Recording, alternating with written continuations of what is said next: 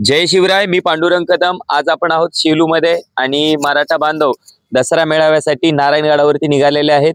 आपल्या सर्वांना माहिती आहे दादाची तब्येत तेवढी खास नाही आहे, तरी सुद्धा दादांनी सांगितलंय की साधा कवयना 50-50 हजार लोकांमध्ये कवयना पण दसरा मेळावा मात्र या ठिकाणी परंपरा जी सुरू केली ती आपल्याला पुढे न्यायची आणि त्यासाठी दादा उद्या 12 वाजता नारायणगडावरती दसरा मेळाव्यासाठी येणार आहेत.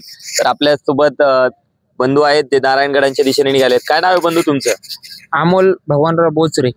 कुठून निघालात तुम्ही? काष्टगाव. काष्टगाव तालुका जिल्हा परभणी. तालुका जिल्हा परभणी. किती गाड्या आहेत आपल्या? 4 निघाल्या. 4 गाड्या एक गाडी आमची गडाची मागे थांबली होती. आमचा एक माणूस राहिला होता त्याच्यामुळे आम्ही इकडे शेलूला आलो.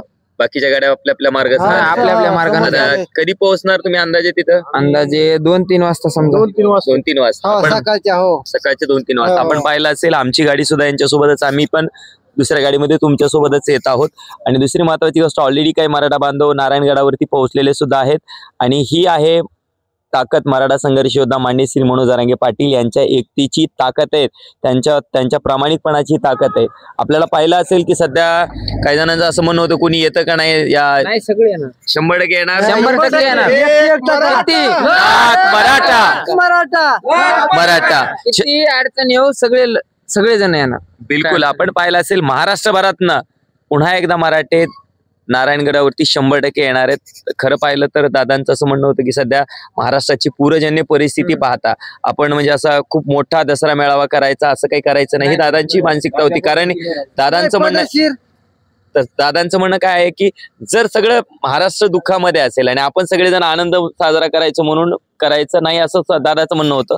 पण दादाचं पुन्हा दुसरं असं म्हणणं आलं की बाबा जर आपण एक परंपरा सुरू आहे तर ती परंपरा सुद्धा कशाला खंडित करायची. त्यामुळं असं कोणी खास करून विनंती केली नाही की आता यावंच लागतं असं काही नाही.